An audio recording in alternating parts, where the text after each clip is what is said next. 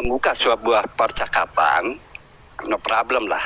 Itu saya nggak masalah. Tetapi ya kalau menurut saya sampai di situ saja. Jangan sampai kita menyamakan gitu Pak. Memang ada tokoh nama Isa, ada tokoh nama Yesus. Itu hanya membuka pintu. Tetapi ketika udah masuk ke dalamnya, kita jangan menyamakan. Sebab nanti akan banyak pertanyaan-pertanyaan yang kita nanti akan susah ngejawabnya Pak. Baik, ya, pertanyaan yang bagus. Terima kasih. Ya, baik. Jadi pertanyaan saya tambahin dikit ya. Saya jawab ya. Sebentar. Saya tambahin dikit, Bang Matius. Saya tambahin dikit, baru nanti Bang Matius ya. Saya juga setuju dengan Bang Simon ini ya. Kenapa? Karena konsep kita kan berbeda dengan mereka.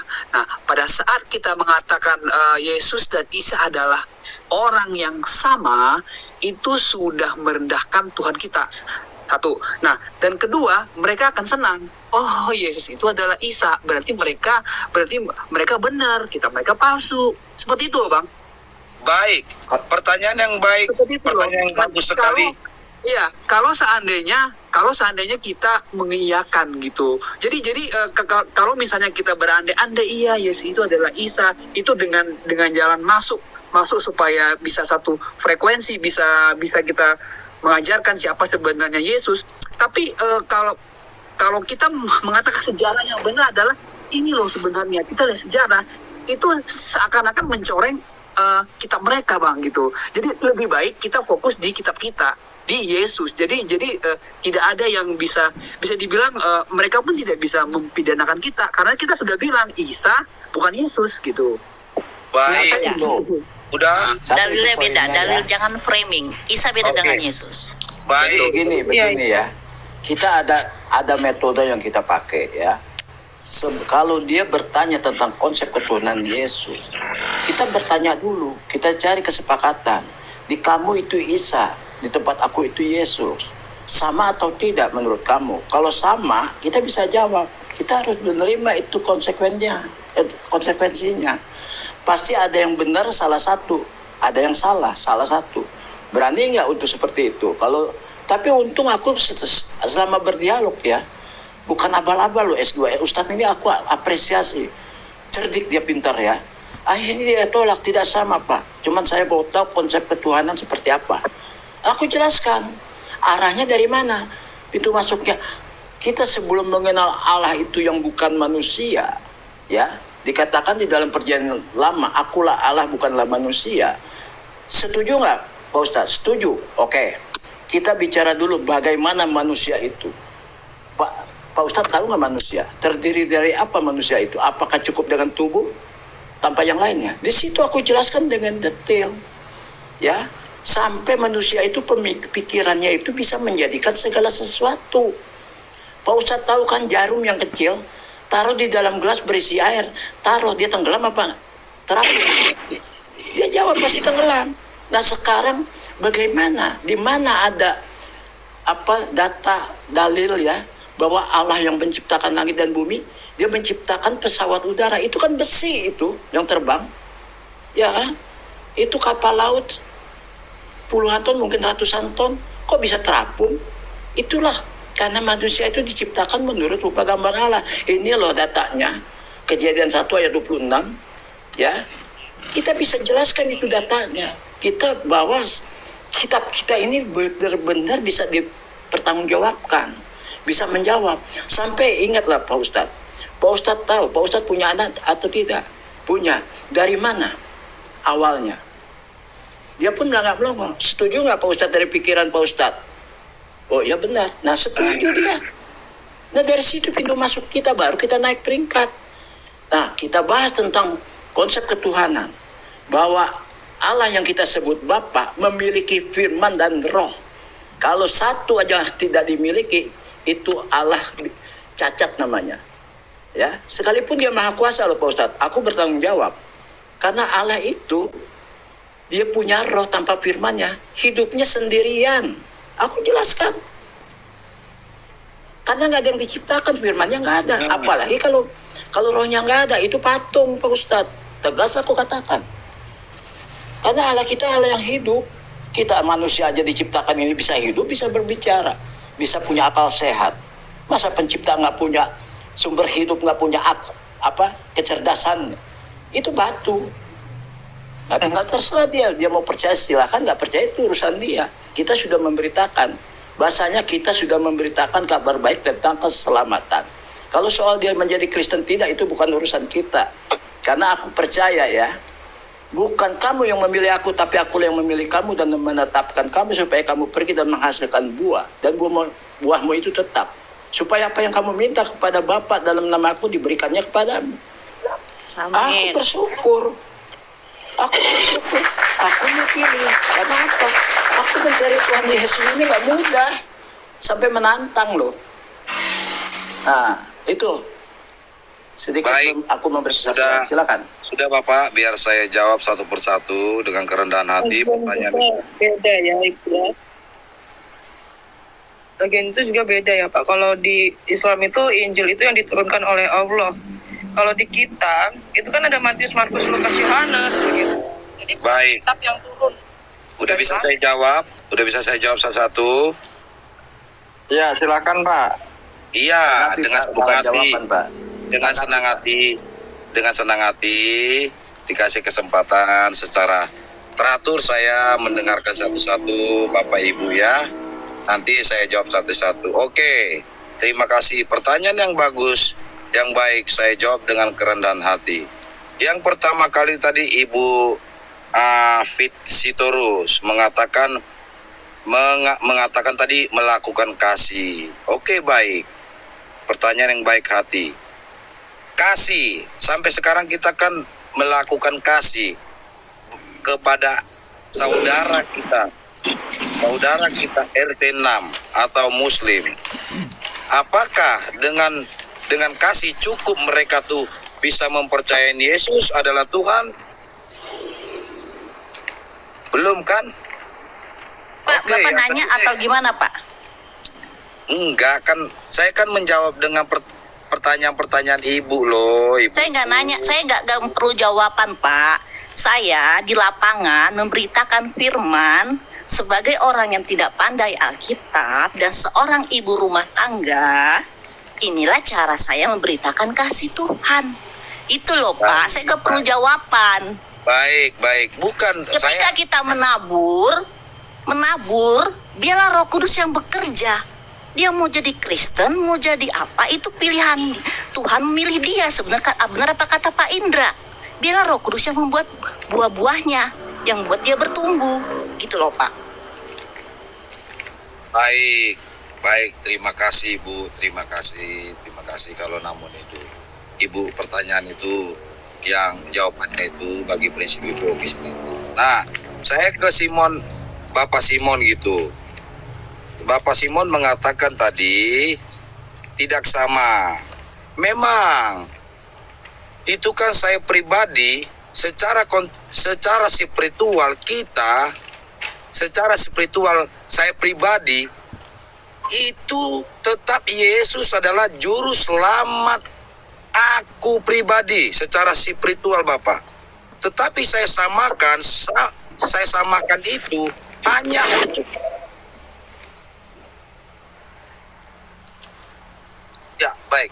Saya sambung. Saya samakan itu hanya untuk masuk memberitakan firman Tuhan itu, sama seperti Paulus. Dia keluar dari kerajaan, dari tempatnya, berapologet dia. Berapologet itu kan Paulus ini orang yang pintar, orang yang kristologi. Maka dipakai Tuhan, dia keluar. Nah,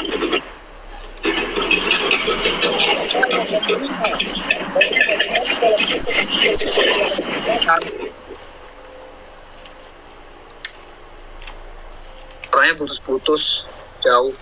Putus-putus Pak Matius nih. Kayaknya Pak Matius Kristen ya? oh saya Kristen Bu, saya Kristen. Sebenarnya saya Bu tidak mau dibilang Kristen. Karena Yesus tidak membawa agama atau doktrin. Yesus tidak membawa doktrin-doktrin. Bapak tahu Karena nggak artinya, Pak Matius tahu nggak artinya Kristen? Tahu nggak? Saya nanti kalau saya terangkan. Oke, baik. Kristen itu Definisi artinya Kristen. pengikut Kristus, Pak. Sebelum Nah. ada agama ya. Salah Bapak, kalau Kristen Kita bukan bawa, kita nggak bawa doktrin Pak di sini Pak. Kita Iya. pengikut Kristus, Iya. dinamakan Kristen Iya. Pak. Kita itu Kristen, pengikut Benar, Kristus. Bu. Jadi nggak ada doktrin di sini, nggak ada agama. Agama tidak Ya, menyelamatkan, oke. Pak ya. Baik. Kan saya jawab dengan baik-baik, saya dengar dengan baik-baik. Tadi yang bilang mengatakan saya jawab dengan baik. Apakah Anda Kristen? Jangan dipotong-potong dulu Abang kalau kita diskusi. Jadi biar garis merahnya nampak gitu. Jadi saya jawab, saya bukan saya Kristen, tetapi saya tidak saya tidak bangga dibilang Kristen. Jadi Abang bilang tadi definisi Kristen itu adalah ejekan. Bukan pengikut Kristus, tidak. Definisi Kristen adalah ejekan. Cacian. Karena Yesus dicaci, diejek. Jangan bangga kita jadi orang Kristen karena Yesus Tuhan kita tidak membawa kekristenan. Saya Tidak justru membawa bangga Pak agama. dibilang orang Kristen, Pak. Saya bangga Ya. dibilang orang Kristen. Kenapa saya bangga? Karena walaupun saya diejek-ejek orang, itu si Kristen, si pengikut Yesus Kristus. Nggak apa-apa buat saya, Pak. Saya bangga Pak jadi pengikut Kristus Pak. Saya juga bangga. Ya, Saya Kristen. belum. Tadi saya mendengar perkataan-perkataan Bapak, saya jawab dengan kerendahan hati. Kalau bangga Bapak disebut Kristen, silakan. Kekristenan sekarang secara fakta, secara intelektual, secara keduniaan sekarang tidak mengenal kasih. Kenapa saya katakan gak usah jauh-jauh. Di keluarga kita kekristenan sama kristenan ada saling tonjok menonjok juga kan, ada iri hati.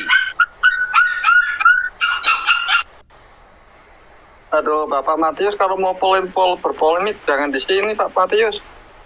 Tempat lain silakan Pak Matius. Mending turunin aja deh. Ya, di tempat saya bukan untuk polemik. Betul sekali, Itu Pak. yang dimaksud polemikus Kristen ya ini salah satunya modelnya seperti ini teman-teman ya. Kita sering dari tadi itu ya. Ini salah satu polemikus Kristen seperti ini nih. Ya, jadi hati-hati Nah, teman-teman ya. makanya tadi saya tanya tuh, Bapak Kristen nggak? Kok malu jadi Kristen? Iya. Nggak jelas dari tadi. Sepertinya itu penyusup kayaknya, penyusup. Sebenarnya intinya apa sih dari tadi ngomong? Iya. Aduh. Itu harus Nggak jelas. Apa yang kita bicarakan semuanya itu salah. Kan ada Jadi firman kita- Tuhan kalau sebentar. kita malu mengakui Sebentar. dia di depan orang, Tuhan Ya, juga malu mengakui kita. Sebentar. Ya, kita sapa dulu nih, sebentar kita sapa dulu. Ya, shalom Bunda Manda, shalom. Shalom Pak. Ya, silakan teman-teman dilanjut ya narasinya pelan-pelan. Ya, oke. Full aja tuh. Jadi begini, yang dia maksud ini, kita seperti Paulus, dia nggak berpikir siapa Paulus, siapa kita, ya kan? Paulus itu kan ahli hukum Taurat, dia tuh orang sekolah tinggi. Lah kita harus disamain seperti dia. Aku yang SD nyampe nggak kira-kira? Cuma aku nggak mau bicara aja. Dia harus mengerti bahasa saya ini bahasa ibu yang semua orang bisa memahami. Ya kan? Aku nggak belajar dari apa yang namanya sekolah tinggi teologi. Aku cuma ngambil jurusan estet, sekolah tinggi sekali. Itu aku gelar dari situ. Karena guruku itu dosennya, aku kenal dosen aku nggak kenal aku. Ini aku bersaksi bukan main-main, itu yang aku lakukan. Jadi harus kita tahu jelas dulu. Aku bisa memberikan satu konsep kekristenan berdasarkan Alkitab, bukan berdasarkan asumsi aku, tidak. Ya, aku pakai analogi, itu apa bahasa teofani, apa itu metafora. Aku bersyukur, aku yang SD ini ngikutin pelajaran yang akademis. Dari mana itu kalau bukan dari bimbingan Roh Kudus? Aku kan selalu menguatkan. Jangan kita lihat tekad kita harus mau belajar dan dengan penuh kerendahan hati. Kalau kita nggak tahu jangan malu kita bertanya. Sekalipun usianya di bawah aku jauh, aku nggak malu bertanya. Boleh Tanyakanlah, mungkin kalau aku sih bukan minta dikenal ya. Aku nggak pernah untuk mencari panggung, itu enggak. Aku cuma hanya memberitakan firman Tuhan yang tertulis di Alkitab, apa yang Alkitab katakan. Nggak lebih dari itu. Aku tahu bagaimana Allah itu dari Alkitab. Aku nggak bisa melebihi daripada pengetahuan yang misteri itu tentang Bapa itu seperti apa. Kan sudah diingatkan di Ayub 11 ayat 7 sampai 9. Dapatkah kamu memahami hakikat Allah, menyelami batas-batas kekuasaannya yang maha kuasa? Ya, tingginya seperti langit. Apa yang dapat kau lakukan? Dalamnya melebihi dunia orang mati. Apa yang dapat kau ketahui? Lebih panjang daripada bumi ukurannya dan lebih luas daripada samudra. Itu aja kalau kita pahamin, kita sudah sangat jelas bahwa kita nggak mampu. Ya, kita bisa berbicara bagaimana Allah itu atas pernyataan Allah itu sendiri melalui Alkitab. Nah, makanya bukalah kalau budi kita. Kalau kita bicara tentang yang di sebelah, di RT sebelah, ya mereka kan memang udah terselubungi. Bagaimana kita cara untuk membuka seperti itu? Aku bukan sedikit orang, aku nggak perlu bangga ya. Apa dia sudah jadi orang Kristen? Yang jelas dia sudah dapat dia berpikir. Ya tinggal nanti Roh Kudus yang memimpin dia. Karena nggak punya hak kita untuk mengkristenkan orang, ya nggak bisa, kita nggak mampu. Sekalipun orang mau masuk ke Kristenan, aku ini bukan pendeta untuk membaptis dia, paling aku arahkan saja. Cuma tugasku memberitakan kabar baik tentang keselamatan, itu poinnya. Silakan yang lain tambahkan. Ya, silakan Bunda Manda. Apa yang mau disampaikan nih Bunda Manda? Oke, tadi kebetulan kan saya baru masuk ya, jadi cuma ada beberapa poin yang saya dengar. Benar seperti Bapak bilang tadi, kalau kita sebagai orang percaya, ya, bukan karena kita punya STH, S1, bukan itu bukan jaminan kita mengenal Tuhan gitu, mengenal kuasa Tuhan gitu. Jadi kayak Bapak bilang tadi, kita nggak bisa mengenal Tuhan itu benar, tetapi kita bersyukur sebagai orang Kristen loh. Kita bersyukur ketika Yesus, kita baru merayakan hari kenaikan Tuhan Yesus ya kan. Ketika Tuhan Yesus naik ke surga, dia kan menjanjikan seorang penolong buat kita, yaitu Roh Kudus. Kita bersyukur sebagai orang Kristen yang tidak mengerti apa-apa. Oleh karena Roh Kudus, kita bisa mengerti banyak hal gitu. Jadi kekristenan seperti tadi ada yang saya dengarkan, orang Kristen masih gontok-gontokan, yang berkeluarga masih gontok-gontokan. Lah itu kan kembali kepada pribadi masing-masing loh Pak. Kepada istrinya, Bu, itu bukan istrinya, bukan berarti otomatis hendaklah engkau saling mengasihi. Terus orang Kristen itu 100% mengasihi. Karena hidup ini kan kita kan pilihan ya kan, hidup kita ini adalah pilihan. Sama seperti saya bilang, saya mengenal, saya dari lahir itu memang Kristen. Ya, dilahirkan dari keluarga Kristen. Tetapi benar-benar saya mengenal Yesus yang sebenarnya. Yesus yang saya akui sebagai Tuhan saya secara pribadi itu di usia saya waktu saya kelas 3 SMP gitu. Walaupun dari kecil saya udah sekolah minggu, saya tahu kenal Yesus ya, siapa seperti kenal Presiden Jokowi ya kan. Siapa nama presidenmu? Jokowi. Oh, pernah nggak ketemu dengan Jokowi? Enggak. Ya tahu doang kan gitu, kenal doang gitu. Jadi ya banyak kita seorang Kristen juga seperti itu. Oh, Tuhan Yesus juru selamat. Ya, percaya. Tapi apakah kita sudah punya pengalaman bersama Tuhan itu? Itu yang nggak bisa banyak dialami orang gitu. Tetapi saya percaya setiap orang percaya, setiap orang yang sudah menerima Yesus, dia pasti punya pengalaman pribadi dengan Tuhan, dengan yang berbeda-beda. Jadi kekristenan itu kan bukan aturan, bukan kau harus begini. Kalau kau berbuat begini, maka kau begini. Enggak, kita bukan di situ lagi. Tetapi kita kan di bawah hukum kasih karunia. Cukuplah kasih karuniaku bagimu, kata Tuhan. Jadi setiap orang tak bisa, saya bilang tadi, pendidikan, mau STH kah dia, mau tidak berpendidikan seperti yang Bapak bilang tadi, nggak ada SSS-nya, nggak masalah. Sekarang maukah kita buka hati untuk mengenal kebenaran firman Tuhan? Secara otak kita, secara kemampuan kita, tidak ada yang mampu untuk mengenal Tuhan itu, enggak. Tetapi seperti saya bilang tadi, kita bersyukur Tuhan kasih penolong buat kita, yaitu Roh Kudus. Kalau kita buka hati, kita bilang, saya gini, saya pernah punya pengalaman seperti ini. Saya ketemu dengan seorang saksi Jehovah, ya kan?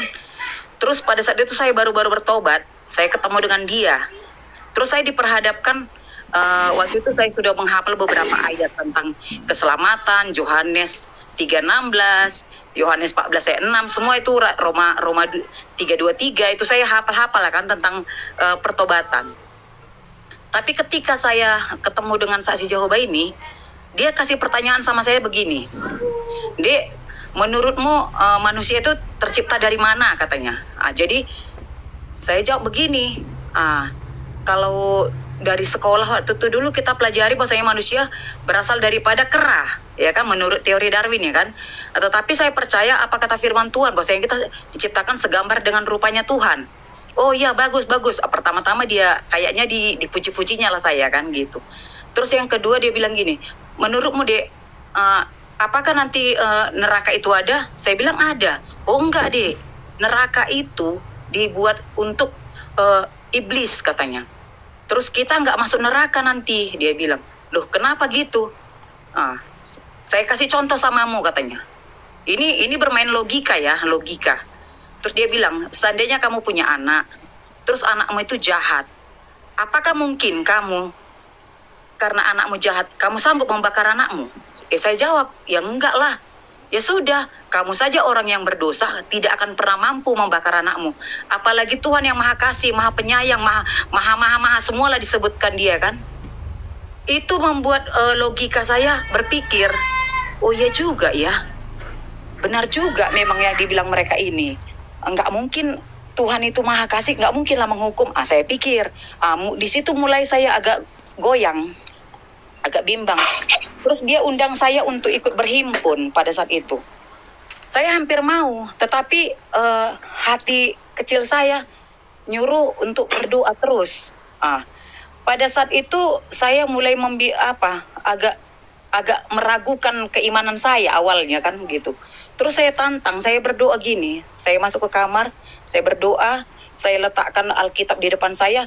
Yang paling aneh itu ayat-ayat Yohanes 3:16, itu semua ayat-ayat yang pernah saya hafal itu kayak hilang gitu dari pemikiran saya, kayak blank lah otak aku ini gini kan.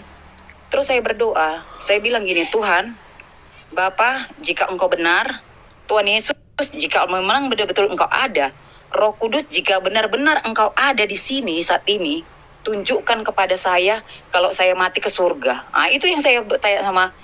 Tapi waktu itu saya kan masih SMA kelas 1 ya pada saat itu. Jadi pada saat itu ketika saya berdoa seperti itu, saya mau saat ini jawabannya Tuhan gitu ya kan. Tapi seperti saya dengar suara, buka Yohanes 14 ayat 6. Terus saya buka Yohanes 14 ayat 6.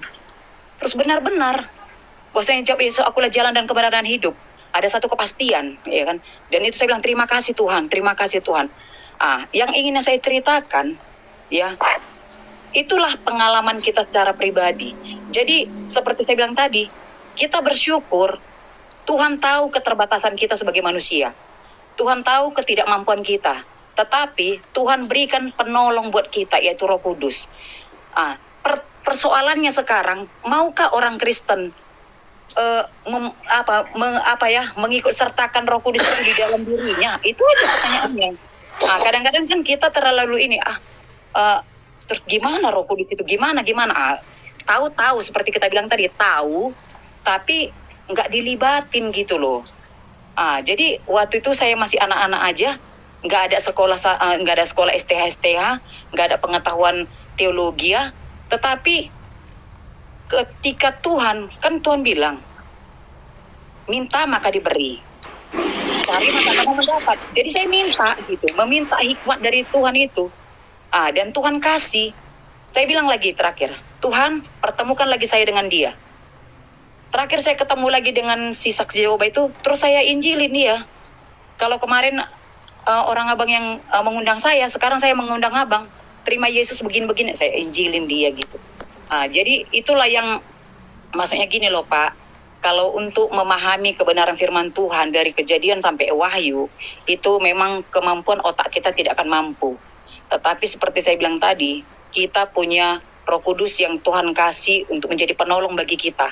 Apapun yang tidak kita pahami, bisa kita pahami. Bahkan lebih. Kadang-kadang saya aja secara pribadi, kadang-kadang saya terkejut gitu kan. Banyak hal-hal yang gimana ya, hal-hal yang nggak sampai di otak saya ini muncul gitu. Ada hal-hal yang dibukakan Tuhan, rahasia-rahasia itu ilham yang dikasih Tuhan, ilham gitu. Jadi saya percaya setiap orang Kristen punya itu. Cuma apakah kita mau mengaktifkan ataupun menggunakan, membiarkan Roh Kudus itu bekerja lewat hidup kita, itu kembali ke kitanya gitu. Jadi kita nggak boleh nyalahkan, orang Kristen disuruh mengasihi, masih ada gontok-gontokan, itu nggak bisa. Karena Kristen, ya kan, itu kan kalau kita bilang ke agama, memang Yesus datang kan bukan bawa agama. Yesus datang membawa keselamatan. Membawa keselamatan. Agama ini kan kita tahu, kalau kita waktu belajar di sekolah, agama itu apa sih? Dengan artinya ini gama, artinya begini. Jadi sebenarnya itu agama itu kan aturan yang dibuat, dan itu diciptakan manusia sih sebenarnya. Manusia yang membuat itu supaya ada status agama ini. Jadi sebenarnya bukan, kekristenan itu bukan dibawa Tuhan Yesus kan. Yesus hanya membawa keselamatan. Jadi ya gitulah. Jadi saya menjawab tadi karena kebetulan saya baru masuk juga. Cuma sebagian saya dengar yang Bapak keluhkan gitu. Iya. Jadi itulah Pak, istilahnya jangan kita membatasi diri kita, ataupun jangan kita mengukur kekristenan daripada apa yang kita lihat mungkin dari keluarga kita ataupun dari tetangga-tetangga kita. Karena tingkat pemahaman setiap orang dalam mengenal kebenaran firman itu berbeda-beda. Walaupun memang firman yang kita baca itu sama gitu. Itulah menurut pendapat saya Pak ya. Terima kasih. Kalau ada yang lain. Shalom. Iya, shalom juga. Aku cuma tanggapin Bapak yang tadi ya, itu sepertinya apa ya, dia semua orang yang pendapatnya salah gitu kan, hanya dia yang benar gitu. Kayak dia mau cari panggung gitu, mau menonjolkan dirinya kepada siapa gitu. Aku juga nggak paham gitu. Jadi jatuhnya jadi kayak roh agamawi gitu. Mau menunjukkan gue paling jago di sini loh, yang paling paham. Gitu. Padahal nggak ada yang jago ya kan? Iya, makanya jatuhnya jadi kayak gitu sih. Sebenarnya kan kita semua di sini belajar ya, sama-sama belajar. Iya. Karena apa? Karena kita itu melihat itu Tuhan. Kalau kita melihat orang yang beragama, kita akan kecewa. Iya, Makanya betul. kita selalu harus melihat Tuhan. Yang namanya kita masih ada daging, ya pasti akan mengalami yang namanya kesusahan. Walaupun itu kita benar-benar mengikut Tuhan, pasti ada cobaan-cobaan akan terus ada gitu. Itu karena kita masih di dunia ini. Nah, itu makanya saya tadi bingung, banyak orang Kristen juga begini, itu kayaknya nggak masuk di akal gitu. Karena apa? Karena memang kita masih di dunia ini, pasti akan ada masalah-masalah, ada pemberontakan, ada apa. Ya, tapi kan kalau kita sudah terima Yesus Tuhan sebagai juru selamat kita, pada saat kita pemberontak, kita akan dihajar Tuhan gitu. Sampai kita akan kembali lagi kepada Dia gitu. Karena apa? Karena apa yang sudah pegang oleh Tuhan Yesus, kita tuh sudah dipegang. Kita nggak bakalan bisa kemana-mana. Kalau kita nakal dikit, kita akan bisa dibilang ada kayak dicubit gitu. Bisa dibilang cubit. Jadi suara-suara Tuhan itu kita akan dengar gitu. Oh iya ya, aku salah ya. Oh iya ya, aku salah ya. Jadi kita minta maaf sama Tuhan gitu. Kalau menurut aku begitu. Jadi kita nggak boleh melihat orang lain, atau kita bilang nih si pendeta ini atau siapa ini, mereka pun bisa aja jatuh ke dalam dosa. Benar nggak teman-teman? Iya betul. Jadi kita tuh harus lihat Tuhan Yesus, jangan lihat kepada Tuhan. Betul sekali. Betul. Itu Jadi aja. Kita harus tahu juga ya, kebenaran dalam kasih. Kebenaran tanpa kasih adalah konfrontasi namanya. Paham nggak? Benar. Kebenaran tanpa kasih adalah konfrontasi. Kasih tanpa kebenaran adalah kompromi. Benar. Benar. Nah itu yang kita harus benar-benar, kita jangan asal mangap istilahnya ya. Tentu semua orang talenta itu berbeda ya. Dari arah mana dia untuk memberitakan firman ya. Apa yang diperintahkan di Matius 28 19-20 ya kan. Nah kita harus bisa paling tidaknya menguasai tentang konsep itu hakikatnya manusia, Lantas kita baru naik ke atas, bagaimana Allah yang satu itu? Ya, kalau kita nggak memahami itu, kita jangan pernah coba untuk memberitakan Injil, karena itu banyak dipertanyakan dengan orang. Tapi kalau kita sudah dapat memahami, nggak ada yang bisa bantah. Tapi bahkan kita jauh lebih tegas. Sebentar. Bahkan jauh lebih tegas aku katakan, kalau ada sang pencipta tidak memiliki roh dan firman-Nya, itu adalah batu alias patung. Tegas kita. Ya silakan mereka yang percaya, silakan urusan mereka. Tapi kita kan mempunyai Allah kita nih, Allah yang hidup, Allah yang benar, yang menciptakan segala sesuatu dengan firman-Nya. Kenapa dia bisa dengan firman-Nya? Karena dia mempunyai sumber hidup. Ya, itu yang disebut Ibu Sophie itu Al-Hayat, punya sumber hidup. Nah, aku juga belajar dari Bu Sophie ini, walaupun Bu Sophie tidak mengenal aku, karena aku punya tekad untuk mau mempelajari gitu. Jadi aku cuma hanya memberikan semua saudara kita kekuatan. Jangan pernah kita merasa apa itu sombong rohani gitu ya. Aku di sini enggak. Aku malah benar-benar yang diberkati dengan apa? Dengan minta dibimbing dengan Roh Kudus.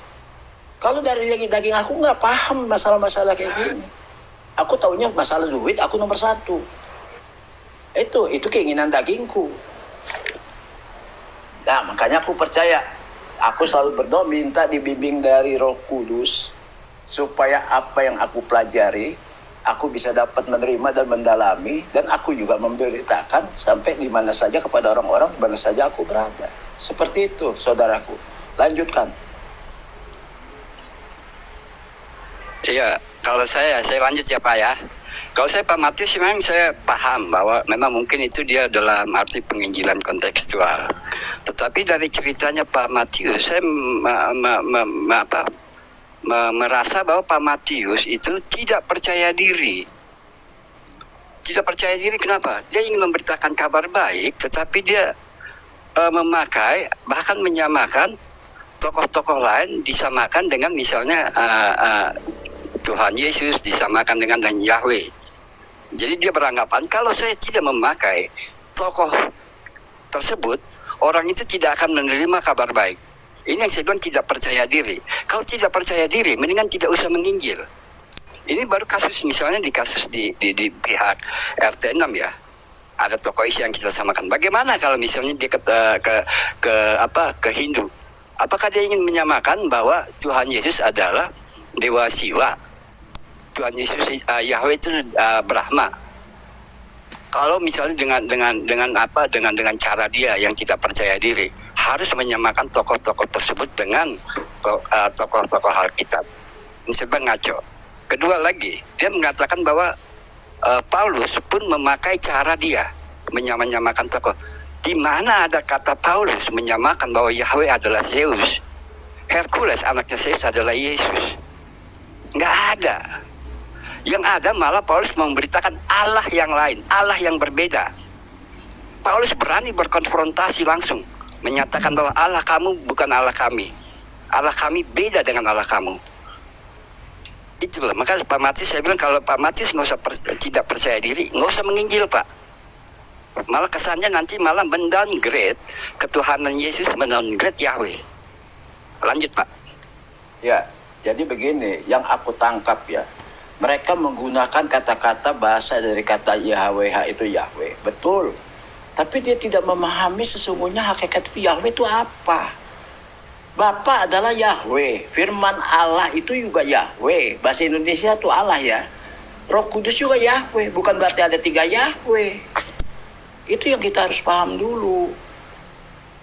Oke, boleh analoginya. Seperti analoginya kayak diri kita sebagai manusia. Kita sebagai manusia disebut manusia terdiri 3 realitas konkret. Tubuh, roh, dan jiwa. Itu kita uraikan dulu. Roh ini untuk apa? Ya. Pak Indra. Ya silakan. Ya Pak Indra, Bu Sophie mau menambahkan. Ya silakan Bu Sophie. Oh ya silakan Bu Sophie. Ya, ini kayaknya perbendaharaan katanya nggak habis-habis nih. Kamusnya dari A sampai Z keluar semua tadi aku dengerin. Lanjut. Iya, jadi memang kita bisa mengerti karena cara penginjilan itu memang berbeda-beda.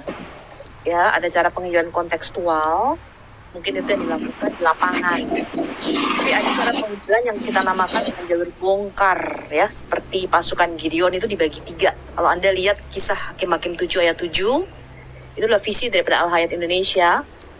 Pasukan Gideon itu terbagi 3. 300 pasukan itu sama Tuhan dibagi 3 jalur berbeda penginjilan di Indonesia. Dan saya nggak bisa jelaskan itu secara umum, ya. Kalau Anda mau, Anda harus masuk ke kelas Al-Hayat Indonesia. Nah, basically, dulu saya juga menggunakan ketika saya pertama kali masuk di dalam apologetika, saya menggunakan apa yang namanya jembatan dialog, menyamakan. Karena itu yang diajarkan ke kita. Bagaimana kita membangun hubungan yang harmonis dengan Muslim, bahwa kita setuju Allah itu kulhu Allahu ahad. Jadi kita menjawab surat Al-Ikhlas. Setuju, iya, karena Yesus mengatakan di Markus 12, dikatakan dia mengutip Shema Israel, Ya. Yud-Heh-Vah-Veh, Elohinu, Yud-Heh-Vah-Veh, Echad. Lalu Ya. kita menguraikan itu. Kemudian kita setuju Allah tidak beranak dan tidak diperanakkan. Itu dulu yang diajarkan kepada saya ketika saya pertama kali berapologetika, yaitu membangun jembatan dialog. Kemudian manusia tidak disembah. Oh betul, kita menyembah keilahian Yesus. Bahkan ada yang mengatakan rohnya yang kita sembah, manusianya tidak. Itu dulu. Ketika saya mempelajari, kemudian saya tanya Tuhan. Oke, apakah kemudian ketika kita belajar, apakah cara kita menyamakan Allah yang kita sembah dengan Allah Tuhan negeri Mekah ini cara yang benar? Sebab kalau kita menyamakan Tuhan, mereka nggak bisa lihat perbedaan dengan jelas. Memang ada cara harus hati-hati, nggak bisa frontal seperti kalau kita di sosial media. Ya, kalau Anda face to face bertemu dengan saudara Anda Muslim, saya ketika menginjili saudara saya Muslim, ketika menjadi teman saya Muslim, memang nggak bisa frontal, pelan-pelan dibawanya. Kalau nggak kita bisa diantem sama dia. Nah, kita memberikan perbedaan. Pertama saya ajak dulu, apakah benar Allah yang kita sembah ini sama? Apakah sejak kapan Musa para nabi ini menyembah Tuhan yang bernama Allah? Gak pernah di dalam Alkitab kita. Lalu saya menjelaskan, apa itu Allah di dalam Alkitab? Karena saya melihat perbedaan itu. Kenapa kalau kita menyamakan, mereka itu nggak bisa membedakan apa artinya Tuhan dan Allah.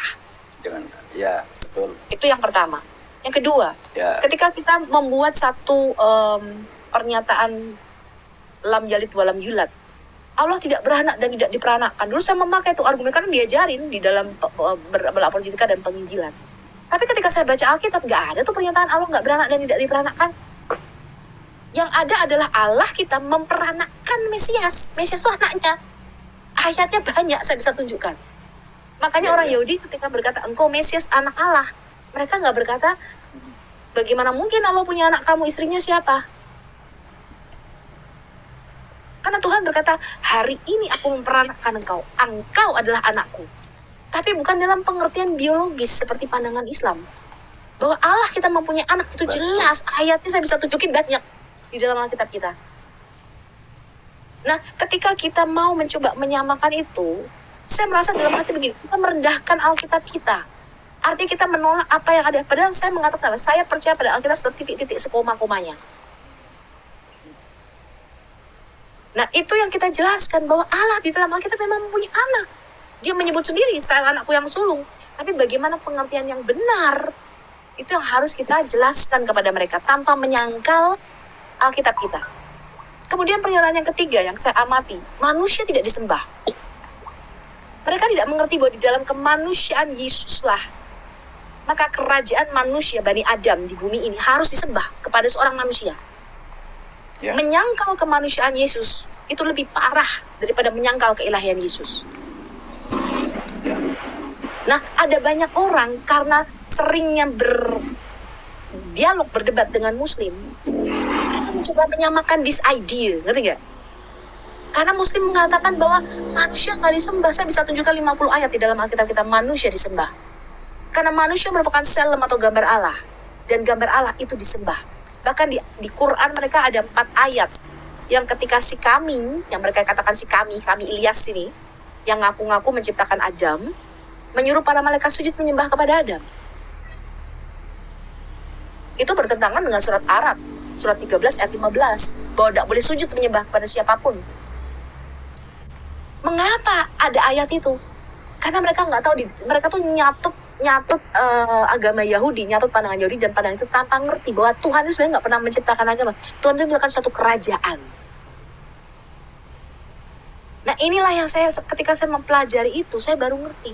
Ternyata selama ini kita keliru mengikuti pemikirannya RT6. Kita kebawa gitu loh sama mereka. Kulu Allahu ahad, dipikir Allah itu satu. Esa murni seperti hidung, enggak. Esa itu ini satu kesatuan yang nggak bisa diuraikan. Dan saya bisa tunjukkan semua kata Esa di dalam Alkitab itu berarti unity atau satu kesatuan. Kata Esa tidak pernah ditujukan untuk menunjukkan numerik tunggal bilangan. Dan Allah di dalam Alkitab itu beda dengan Allahnya mereka. Allah di dalam Alkitab itu dia itu satu yang nggak terhitung, satu yang nggak terhingga. Terbilang. Makanya orang Yahudi menggunakan kata Elohim yang artinya Allah atau gods. Nah ini ketika saya memandang isi Allah kita beda. Allah mereka bukanlah roh dan Allah mereka nggak punya roh. Dan sedangkan Alkitab dengan jelas mengatakan Allah kita ruah. Ya. Nah itu yang ketika itu perkembangan cara berapologetika saya dari tahun ke tahun. Ya. Nah mungkin nanti kita akan memasukkan apa? Saya nggak berhenti belajar. Saya tuh terus-menerus belajar.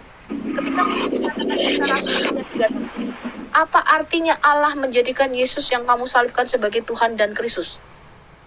Tuhan kok diangkat? Loh, itu saya renungkan. Dan saya cari jawabannya. Dan Tuhan bukakan banyak hal. Ya. Begitu juga dengan katakan manusia kok kamu sembah. Itu saya renungkan, Pak. Loh, kalau kita nggak menyembah kemanusiaan Yesus, sedangkan Yesus sungguh-sungguh manusia ya. Dan sampai sekarang dia stuck dalam tubuh kemanusiaannya forever. Nah bagaimana itu terjadi itu unik. Daniel 7 ayat 9 sampai 14 dan Wahyu 1 itu menyatakan kemanunggalan antara yang ilahi dan insani di dalam diri satu pribadi yaitu Yesus Kristus. Saya akan tunjukin itu ayatnya. Lah bagaimana dia sungguh-sungguh manusia dan sungguh-sungguh Allah ini mesti kita imani. Betul. Lah kalau kita menyangkal Yesus yang adalah manusia ini gimana ini? Sama parahnya.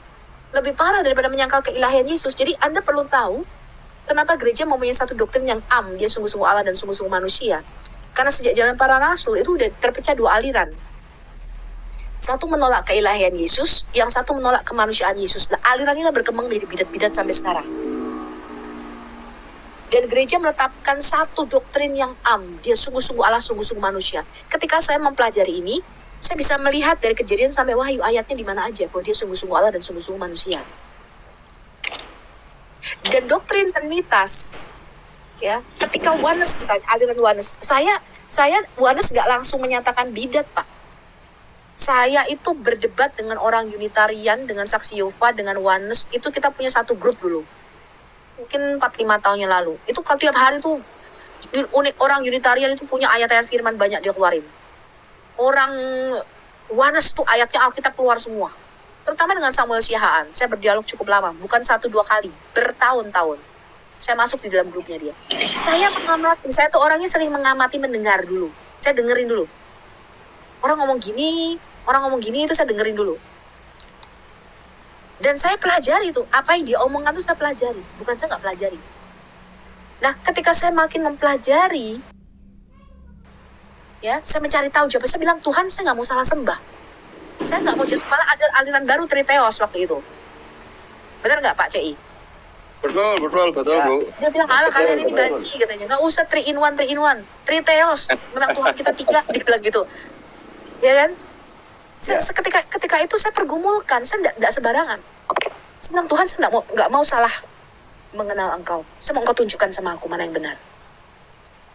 Dan dari pembacaan semua Kejadian sampai Wahyu, itu hanya bisa dibaca dalam doktrin Trinitas. Tanpa doktrin Trinitas, Anda tuh akan konslet otaknya dalam membaca ayat-ayat di dalam Alkitab, itu kan bertentangan semua. Ya. Makanya saya mengatakan bahwa doktrin Trinitas itu mempunyai dasar yang kuat, bukan ayat dicomot. Mereka nyomot, nama yang kau berikan kepadaku, Yesus ngomong gitu, berarti nama Bapa adalah Yesus. Enggak semudah itu, Jose. Jadi trinitas itu bukan dari comotan-comotan ayat ya, tapi dari satu konsep yang memang secara garis merah atau benang merah tuh nggak terputus tuh. Anda harus baca dulu tuh. Nah saya ketika saya mempelajari, saya nggak mau terdoktrin Pak. Saya bilang saya lepaskan dulu nih, mau trinitas, mau duitarian, bahkan ada yang mengatakan duitarian ya kan, ada unitarian, ada yang oneness, ada yang saksi Yehova, ada yang apa tuh, triteos. Saya lepasin dulu Pak, saya kode-kodenya ini saya lepasin. Saya mau kosongin gelas saya mau Alkitab bicara apa adanya Alkitab. Seperti apa Engkau Tuhan, biar aku mengenal Engkau. Dan dari pembacaan itu saya memang melihat Trinitas mempunyai dasar yang sangat kuat. Bukan 1-2 ayat, tapi pembacaan yang secara komprehensif menyeluruh. Kamu hanya bisa membacanya dalam konsep Trinitas. Dasarnya kuat. Dan itulah sebabnya di Al-Hayat kita mempunyai dasar Trinitas dan mengabarkan Injil dalam konsep kerajaan surga. Karena itulah yang diberitakan oleh Yesus. Nah, itu visi daripada apa yang yang saya terima dan apa yang kita ajarkan di Al-Hayat Apologetika. Jadi saya nggak sembarangan, gitu loh. Ya saya dengerin dulu zaman Samuel Siahaan, zaman Niken, zaman siapa tuh banyak sekali Pak, zaman Pak Beni Irawan, ya kan? Saya nggak sembarangan, saya dengerin, saya pelajarin, saya lihat lagi ayat-ayatnya. Ini maksudnya apa sih? Maksudnya apa sih? Ketika ada, dan pertanyaan itu bagus ya, karena itu justru membuat saya mendalami Alkitab. Coba kalau nggak ada pertanyaan itu, mungkin saya juga, oh ya Tuhan jawabannya, aku kurang ngerti. Ya Tuhan masuk akal, kelihatannya masuk akal, betul nggak? Kelihatannya masuk akal bahwa Allah itu satu, betul nggak? Kan kayaknya agama yang paling benar itu monoteisme, betul nggak? Betul. Padahal, mengapa begitu? Karena pada zaman Muhammad itu kan dia melawan politeisme pagan, penyembah berhala di Mekah itu. Tapi kita Kristen nggak berangkat dari agama pagan, kita tuh akarnya Yahudi. Kelihatannya masuk akal, ya kan? Mereka bilang, Allah kok Tuhan tidak beranak dan tidak diperanakan.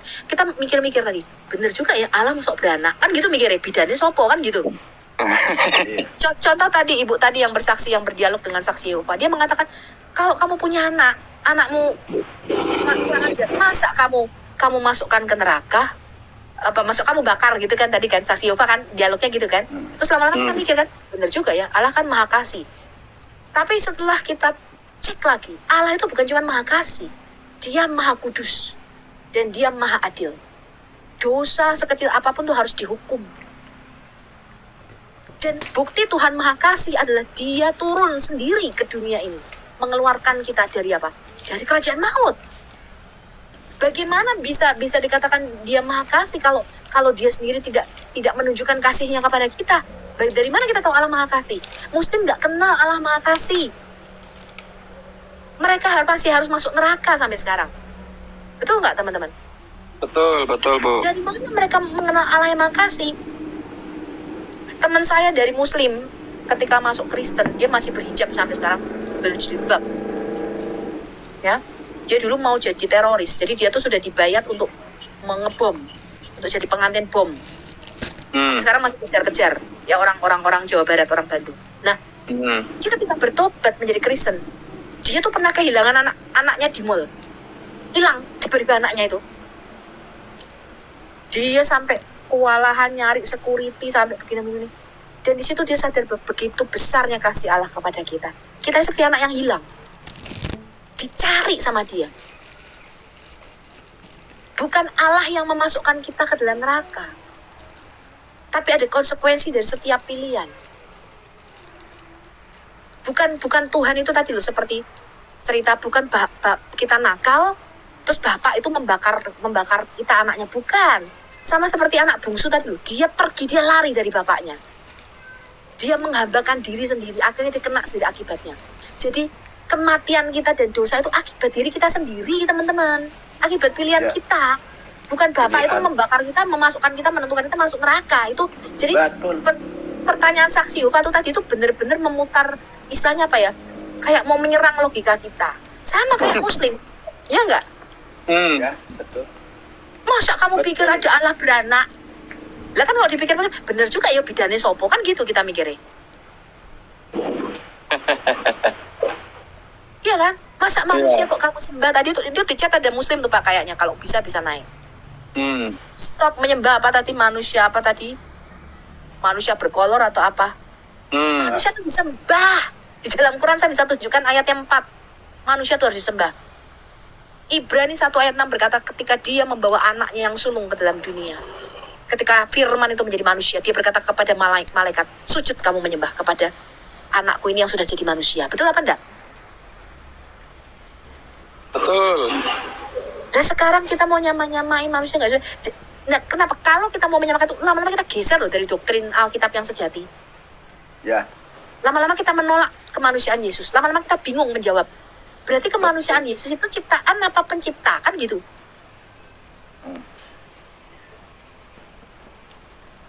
Ya kan? Ya. Kita menyangkal kemanusiaan dia.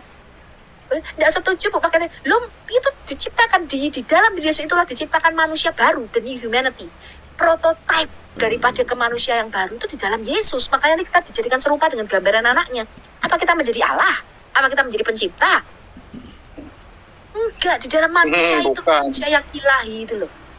Prototype manusia baru tuh Yesus. Ya. Saya enggak ketika dia menjadi ciptaannya sendiri, menjadi manusia, itu bukan berarti dia bukan Allah. Jadi ada orang yang berpikir kalau dia manusia itu berarti mengurangi kealahannya itu sudah kemakan doktrin Muslim, Pak. Bahwa manusia itu najis dan kotor. Jadi Anda perlu tahu, di dalam doktrin Muslim mengatakan manusia itu najis dan kotor. Makanya mereka mengatakan Tuhan tidak mungkin menyerupai ciptaannya. Nggak mungkin dia menjadi manusia. Itu doktrinnya Muslim. Itu derita lu.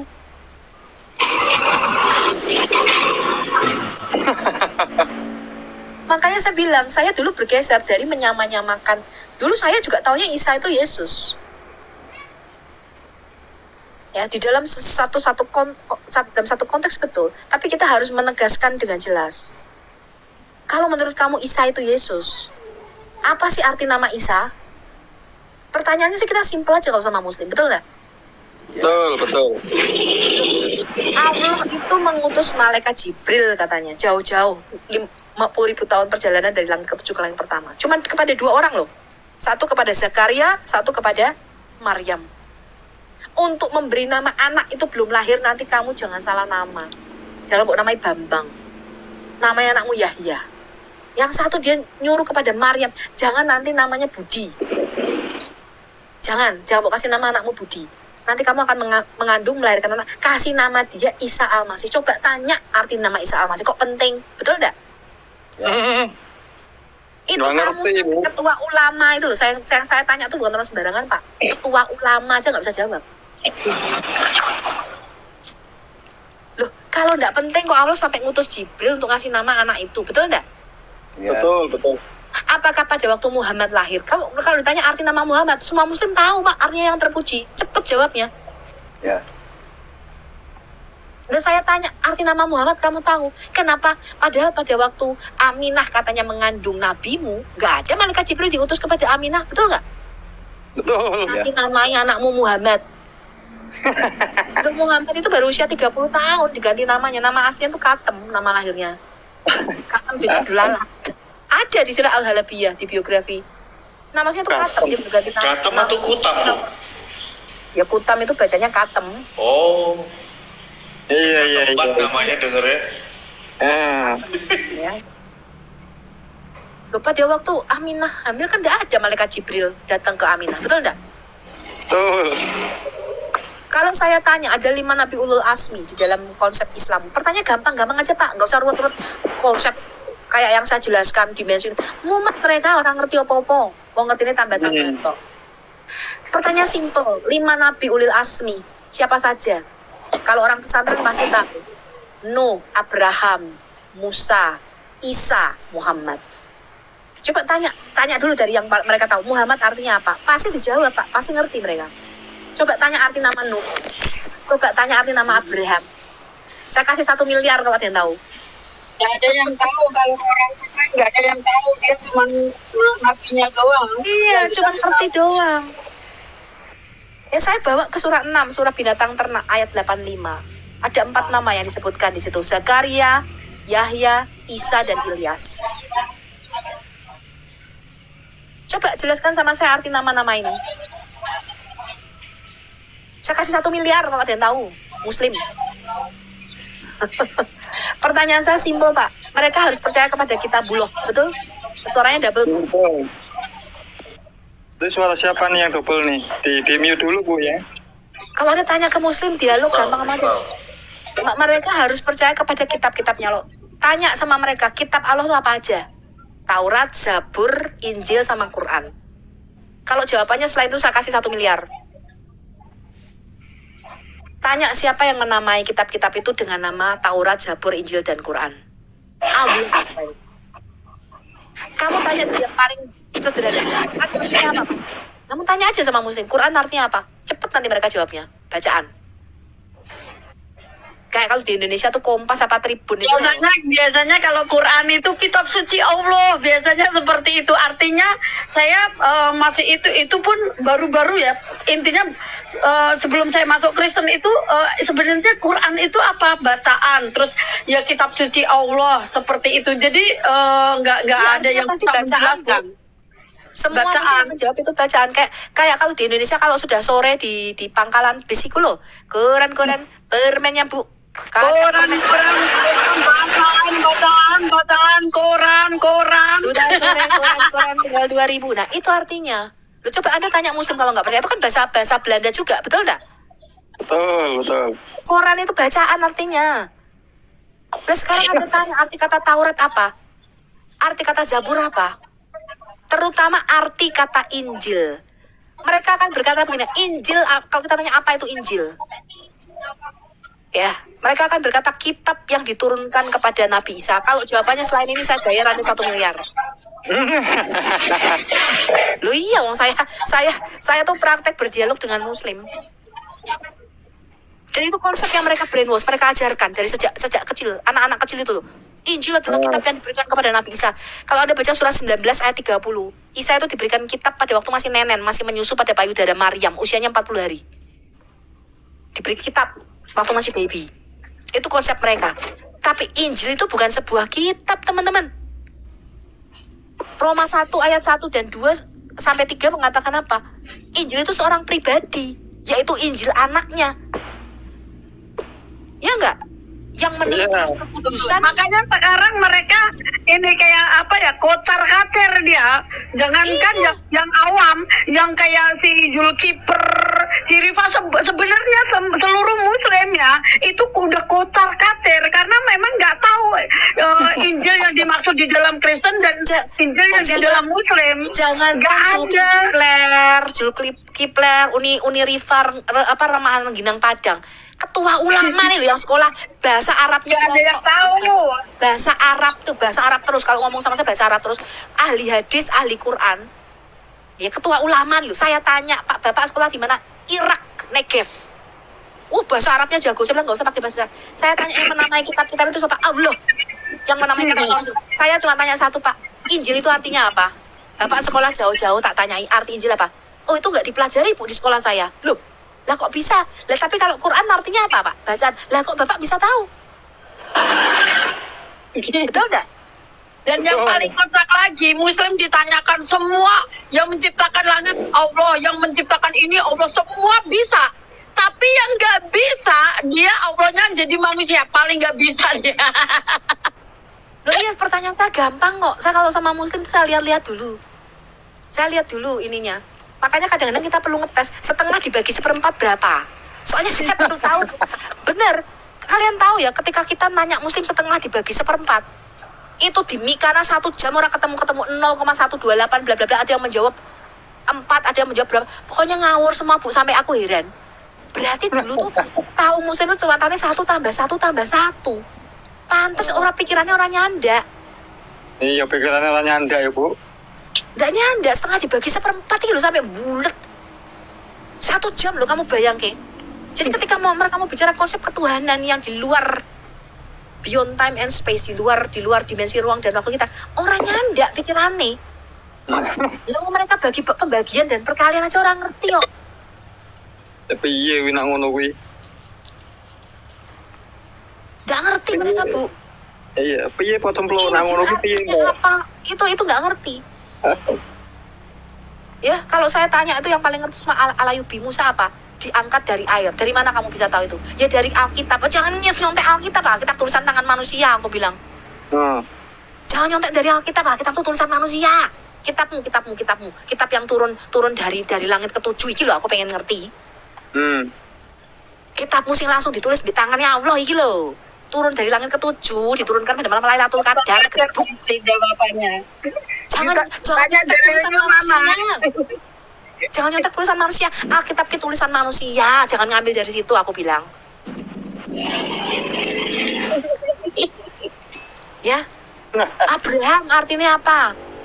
Nggak ngerti. Lu jangankan itu, Bu, saya tanya arti kata Adam aja mereka bingung bulet tok. Adam itu artinya apa? Nama Adam itu artinya apa?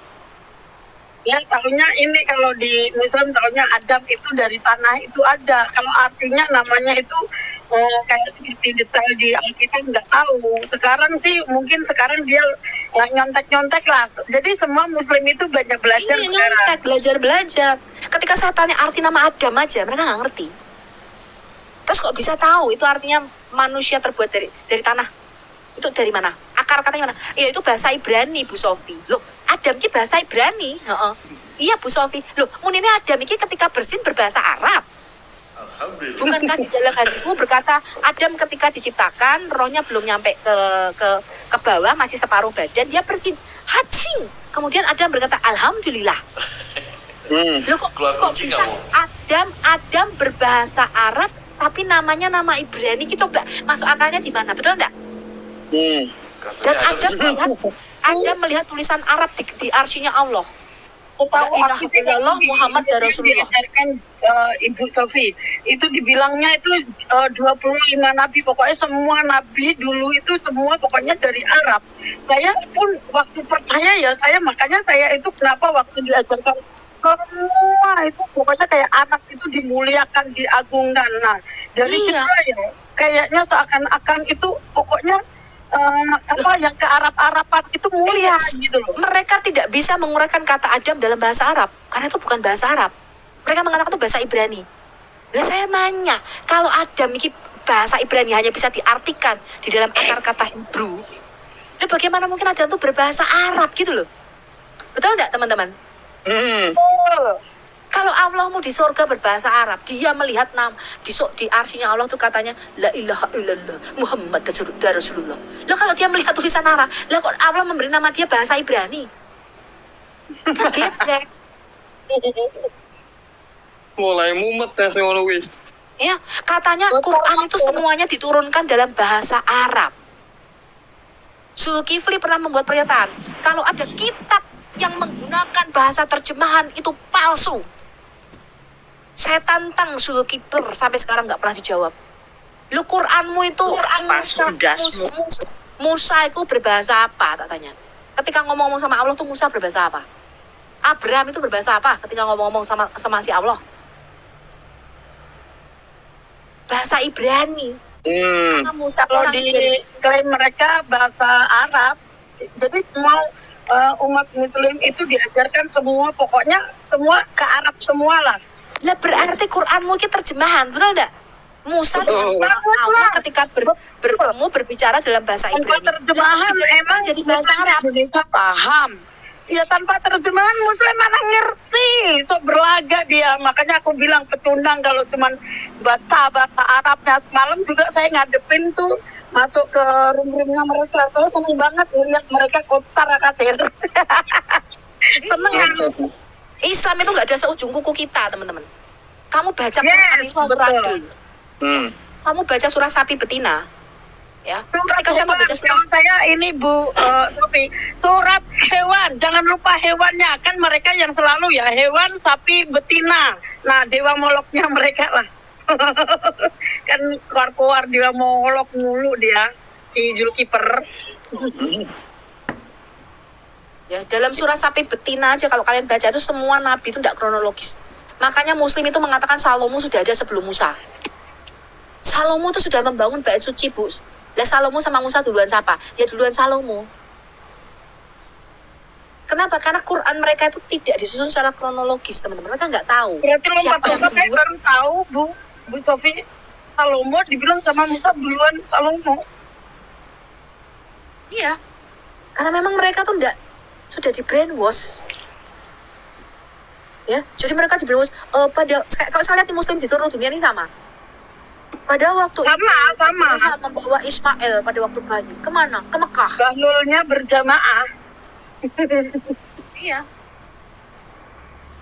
Emang yang membangun Ka'bah itu adalah Abraham. Itu di brainwash-kan ke dalam otak mereka tanpa berpikir bahwa Quran ini satu, tidak berubah, turun dari langit, titik komanya nggak berubah. Saya cuma nanya, itu Quran yang turun pada malam Lailatul Qadar itu sekarang disimpan di museum mana, saya tanya.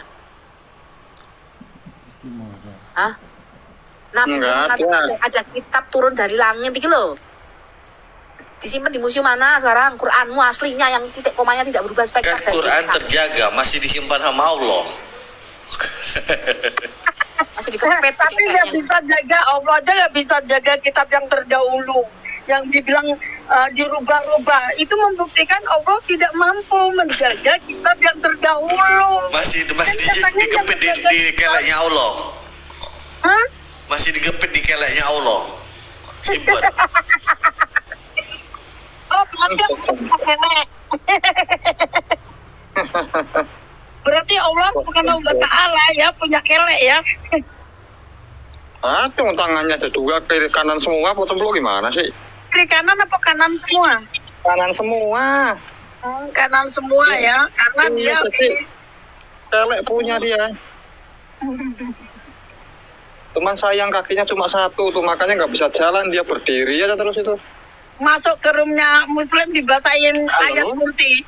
Sebelum kamu bacain, saya bacain yang lebih bagus lagi, saya gituin. Shalom. Ya, salam. Shalom. Ya, terima kasih. Mungkin saya diberi kesempatan untuk menyampaikan satu informasi. Yang pertama, saya harus mengatakan bahwa saya sangat respect dan idola saya Ibu Sofiatul ya, karena di dalam memberikan penjelasan ini saya sungguh paham dan mengerti, kemudian saya yakini benar. Itu poin pertama. Poin kedua begini, saya boleh tanya Ibu Sofi ya, karena apapun penjelasan Ibu Sofi itu menjadi bahan yang sangat baik dan benar untuk saya menjelaskan pada teman-teman yang lain. Begini, selalu ada dalam rum-rum Kristen atau Islam itu selalu mempersoalkan tentang Nabi Isa itu apa, itu Yesus begitu. Kemudian saya mendapat ikuti satu penjelasan dari seorang teolog di Indonesia. Kalau saya sebut namanya pasti Ibu Sofiatul, karena dia sangat terkenal dia di Indonesia. Jawabannya begini, sosoknya sama, tapi konsepnya berbeda. Lalu dia lebih lanjut, dia menjelaskan kenapa konsep berbeda. Karena itu sudah menipu sejarah, kemudian mencatat tidak sesuai Alkitab di dalam Al-Quran. Kenapa? Karena memang Alkitab itu ada jauh lebih dahulu daripada Al-Quran. Jadi yang semestinya kalau sudah sosoknya sama, maka seharusnya ceritanya juga harus sama. Tetapi ceritanya itu dipleset, sehingga muncul pandangan-pandangan yang berbeda bahwa Isa bukanlah Yesus. Nah, ini uraian dari beliau, kemudian saya simpan aja dalam hati, bagaimana saya bisa menjelaskan apakah bisa benar sesuai dengan yang Pak Pendeta yang menyampaikan itu, bahwa sosok sama tapi ceritanya berbeda. Itu sudah dipleset, sudah diputarbalikan faktanya. Nah, dia juga menjelaskan fakta yang dia putar balikan itu A, B, C, D, E begitu. Nah, mohon maaf Ibu Sofiatul, kebetulan baru saya pertama jumpa di room ini, dan ini kesempatan yang emas bagi saya untuk mendapatkan penjelasan terkait dengan pertanyaan saya. Terima kasih. Tuhan Yesus memberkati. Shalom. Ya, terima kasih Pak sudah bertanya ya, dan saya setuju dengan Pak Isra Soru. Memang sebenarnya mereka itu pasti isi Quran itu 90% tokoh-tokoh Alkitab, Pak. Karena tanpa nyantel kepada Alkitab, maka Quran itu tinggal 1%. Jadi kalau semua tokoh-tokoh di dalam Al-Quran itu dikeluarkan, Abraham, Yusuf, Yunus, gitu ya. Kemudian cerita-cerita yang sama dengan kisah-kisah Alkitab ini dikeluarin lah. Pokoknya Quran jangan pakai cerita-cerita itu. Pakai aja nabinya sendiri. Itu Quran tebelnya tinggal 1%, Pak. Tinggal surat binatang-binatang. Surat gajah, lebah, ya kan? Ya, surah sapi betina ceritanya.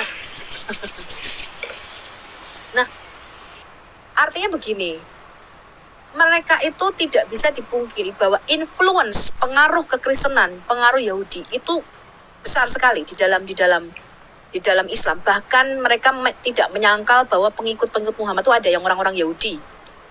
Entah mereka convert secara sukarela, apakah mereka dipaksa, ada. Bahkan beberapa ada yang orang Nasrani katanya, ya, menjadi pengikut Muhammad. Jadi saya melihat bahwa Islam itu awal perkembangannya sebagai sebuah bidat, tidak semerta-merta langsung menjadi agama Islam. Tetapi dia itu berakar dari yang namanya bidat Kristen Nestorian. Ada beberapa bidat Kristen yang waktu itu berkembang di semenanjung Arab. Ini kalau kita melihat sejarah perkembangan Quran, manuskrip awalnya, dan sejarah perkembangan Islam. Mereka ini berasal bidat, Pak. Contoh misalnya gereja Mormon atau gereja Scientology misalnya kalau di sini ya, di Amerika ya, atau ada banyak lagi. Itu sebenarnya mereka kan masih satu aliran yang sama, tapi kemudian menyempal gitu loh, Pak. Ngerti ya? Banyak itu, Pak, di Kristen. Menjadi banyak sekali, kalau saya sebutkan banyak sekali aliran-aliran yang menyimpang. Agama Mani misalnya, Manikeisme. Itu juga pertama awalnya mereka menyampuri, kemudian dicampur sama mereka. Nah, inilah menjadi bidat-bidat kekristenan. Ya, jadi mengakui Yesus, tapi Yesus yang berbeda itu yang mereka beritakan. Seperti yang dikatakan 2 Korintus 11 ayat 4. Mereka itu memberitakan Yesus yang lain. Yesus yang berbeda, bukan Yesus yang diberitakan oleh ajaran para rasul yang ortodoks. Makanya saya bilang, saya mau baca Alkitab apa adanya. Saya mau kembali ke ajaran para rasul. Siapa Yesus itu menurut mereka? Nah, makanya Rasul Paulus dalam surat-suratnya mengatakan apa? Ada yang mengatakan Yesus itu bukan manusia. Ya, tapi ada yang menyangkal kemanusiaan Yesus. Makanya dia di dalam doktrin Rasul Paulus, Rasul Yohanes dan para rasul lainnya, Petrus dan Paulus, mereka menegaskan itu dia sungguh-sungguh Allah, tapi dia juga anak manusia. Nah, ini mereka tegaskan di dalam surat-suratnya, ke doktrin yang ortodoks ini diajarkan. Tetapi sudah ada bidat, Pak. Mereka percaya Yesus, tetapi Yesus yang berbeda ini yang mereka beritakan. Nah, saya melihat ketika saya mempelajari Quran dan Islam itu seperti yang dikatakan Galatia 1 ayat 8 dan 9, yaitu memberitakan Injil yang berbeda, Injil yang lain. Ngerti ya? Injil itu berita tentang anaknya yang secara roh disebut anak tunggal Allah, tetapi secara manusia diperanakkan dari keturunan Daud, Roma 1. Jadi Injil itu tentang seorang pribadi, gak pernah tentang sebuah kitab. Dan Injil itu sudah diberitakan dari sejak zaman Adam, sejak para nabi terus menerus. Ya, dan digenapi di dalam diri Yesus. Kemudian kata Rasul Yohanes apa? Siapa itu Injil? Apa yang kami lihat dengan mata kami, yang kami dengar dengan telinga kami, yang kami raba dengan tangan kami tentang Sang Injil, tentang firman hidup, itulah yang kami tuliskan kepadamu. Nah, keempat buku Matius, Markus, Lukas, Yohanes oleh jemaat mula-mula itu disebut dengan kitab memoir para rasul atau kitab ingat-ingatan para rasul tentang kehidupan Mesias, tentang Sang Injil itu sendiri. Jadi Injil itu adalah seorang pribadi. Kalau mereka mengimani ada kitab turun dari sorga, kita nggak mengimani itu. Yang kita imani adalah firman Allah yang turun, nusul jadi manusia. Bukan kitab yang nusul. Bukan firman Allah, kalimatullah nusulnya jadi kitab. Tapi yang kita percaya adalah firman Allah itu nusulnya jadi manusia. Jadi mereka mau menceritakan tokoh yang sama. Musa contohnya, Musa mana lagi? Betul enggak? Tetapi ketika kita mempelajari, membuka, oke Musa, kamu mengatakan kamu agama yang Abrahamik, Islam. Tapi Musamu ternyata punya guru namanya Nabi Khidir. Betul enggak? Musamu pernah mati kesambar petir. Musamu pernah bajunya dibawa lari sama batu. Dan Musa itu pernah menerima 10 lembaran kitab Taurat, yang mana kalau nggak salah 4 atau 6, 4 lembarnya ditarik balik, sisa 6.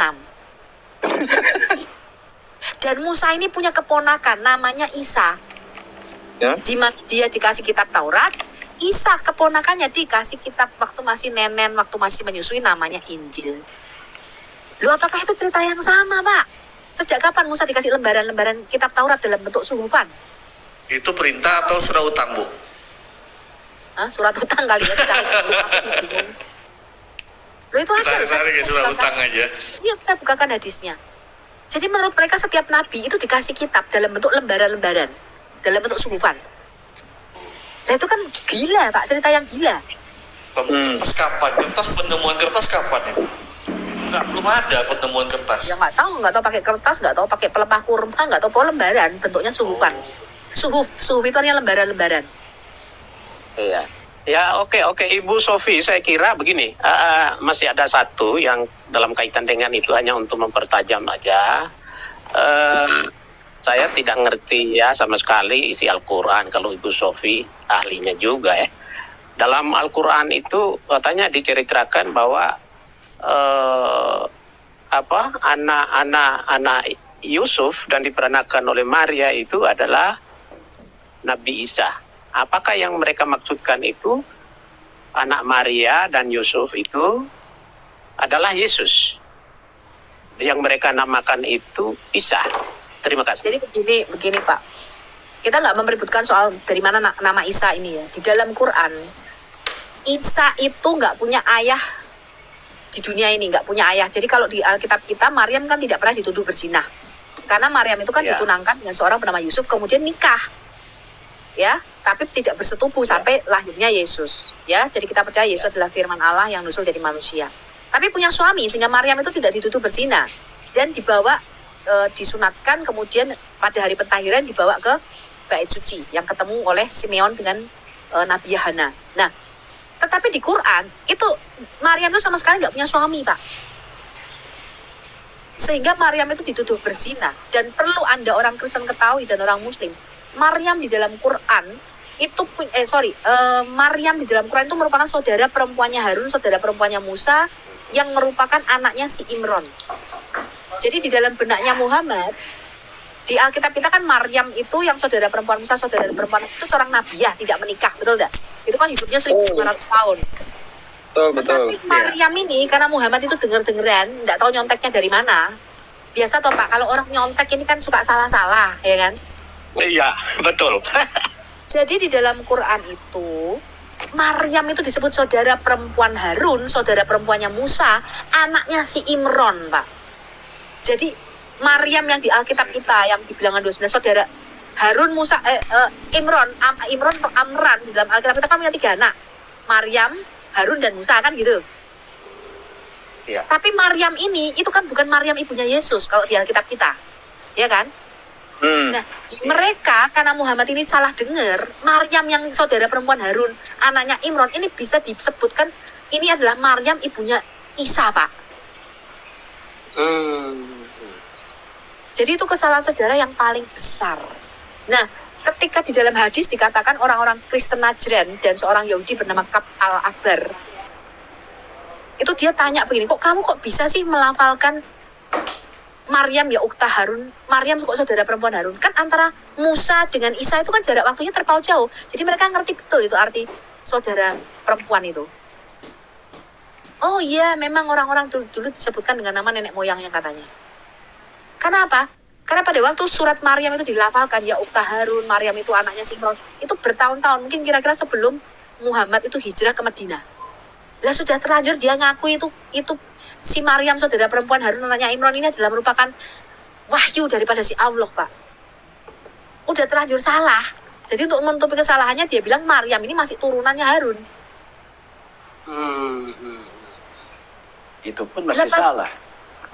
Ya masih salah, Maryam kan bukan keturunan Harun, dia kan suku Yehuda. Tambah salah, betul nggak? Nah, orang kalau sudah bohong, wes keliru, dan karena dia sudah terlanjur ketangkep basah, salah. Bablas ke sisan, berarti tambah salah meneh. Ya benar, orang salah bikin bohong lagi untuk nutupin bohong memang. Ya, hasilnya tetap bohong. Di dalam Quran, saya kasih tahu ada di surat 20, surat Toha. Orang Samaria, As-Samiriun, orang-orang Samaria, orang The Samaritan, itu bisa membuat anak lembu emas dan ketemu Musa. Kalau di Alkitab kita membuat anak lembu emas kan Harun, betul? Iya. Ya nggak? Iya, betul. Lah orang Samaria itu adanya 750 tahun setelah Musa mati. Dan orang Samaria itu membuat penyembahan anak lembu emas. Orang Samaria itu membuat penyembahan anak lembu emas itu setelah kerajaan Salomo pecah jadi dua. Dan mereka membuat penyembahan anak lembu emas itu di kota Dan dan di kota Betel. Jadi bagaimana mungkin Musa ini bisa naik mesin waktu ketemu dengan orang Samaria? Loh, orang Samarianya belum ada, dia belum menaklukkan tanah Kanaan. Betul enggak? Betul, Bu. Nggak parah lagi, dia itu bisa menceritakan kisah Jalut dan Salut, Saul dan Goliat. Lah kisahnya diceritakan kisahnya Gideon, pasukan Gideon. Kisah Gideon ini bisa menjadi kisah kisahnya Raja Saul, Pak, di dalam Quran. Apa ora edan sampai anak baca Quran?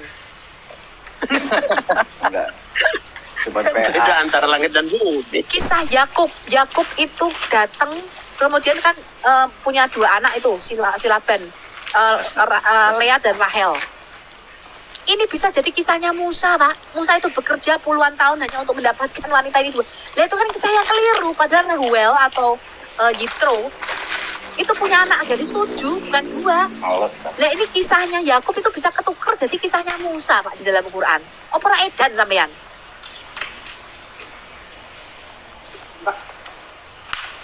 Iya. Kemudian satu lagi Ibu Sofi, ini saya nonton videonya Pak Sapa Sakur ini, Pak, Profesor yang dari Timur Tengah ini. Dalam video itu dia menceritakan bahwa di masjid mana ya, di Masjidil Haram barangkali ya, yang banyak koleksi patung-patung berhala di dalamnya. Kemudian ada petugas yang harus musnahkan. Katakanlah Muhammad memerintahkan mereka untuk memusnahkan semua itu.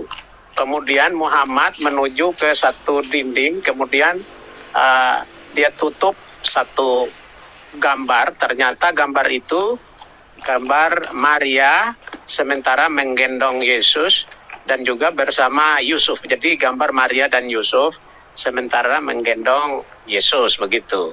Kemudian Nabi Muhammad melarang bahwa semua boleh musnahkan, tapi kalau ini jangan, biarkan dia terus. Itu bukan masjid, kira-kira Pak, di dalam Ka'bah itu, Pak. Dalam Ka'bah ya. Jadi barangkali bisa saya dapat informasi lagi untuk menambah-nambah perbenaran pengetahuan dari Ibu Sofi. Terima kasih.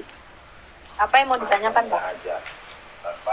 Ya, apakah kira-kira itu yang ceritanya bahwa dari Ibu Sofi tadi macam mereka tidak tampilkan suaminya Maria, tapi kok dalam masjid itu ada Maria dan Yusuf, kemudian sementara menggendong Yesus yang mereka bilang ya Nabi Isa, begitu. Terima kasih. Itu yang diceritakan adalah di dalam salah satu kitabnya mereka sendiri, ya, ketika Muhammad itu menaklukkan Ka'bah. Di dalam Ka'bah itu ada patung Maria dengan Yesus, tapi kayaknya nggak ada Yusufnya, itu yang saya tahu. Dan itu ada di kitab mereka sendiri. Nah, bener apa enggaknya ya? Kita nggak tahu, tetapi yang pasti pada waktu itu Ka'bah merupakan pusat pencampuran agama-agama. Jadi Ka'bah itu kayak pasar. Semacam pasar yang mana semua agama-agama waktu itu boleh menyembah dewanya masing-masing. Jadi ada kerukunan antar umat beragama, Pak, sebelum Islam datang itu, Pak. Oh iya. Ya bisa jadi cerita itu betul. Pokoknya cerita di Iya, Isa itu karena- kita verifikasi, Pak, betul apa tidaknya selama kita belum menemukan Karena bukti arkeologi. menurut informasi di video itu Pak Sakur itu dia menjelaskan itu dengan bukti-bukti, tapi dia diserang oleh kaumnya sendiri sehingga dia enggak. berbantah-bantah. Dia bilang ini saya ada. Halo. Yang dia temukan itu bukan bukti arkeologi, itu cuma cerita dari kitab Islam. Itu ada, Pak, dalam salah satu kitabnya saya lupa namanya apa. Itu diceritakan bahwa ketika Iya. Muhammad menaklukkan Ka'bah itu ada patung Maria lagi menggendong bayi Yesus. Itu ada di dalam salah satu Iya. buku mereka. Iya. Tapi selama itu tidak bisa dikonfirmasi oleh sejarah dan arkeologi, ya saya hanya bisa menganggap itu 50-50. Karena semua klaim-klaim Muslim itu nggak bisa dibuktikan secara arkeologi, Pak. Nggak bisa percaya. Nggak bisa dipercaya masalahnya. Ya, jadi intinya begini. Terima kasih banyak Ibu Sofi sudah berikan satu respons yang sangat baik. Ini juga perbendaharaan kami untuk bincang-bincang dan teman-teman kami di mana saja kita berada untuk berdiskusi. Terima kasih banyak. Tuhan Yesus memberkati.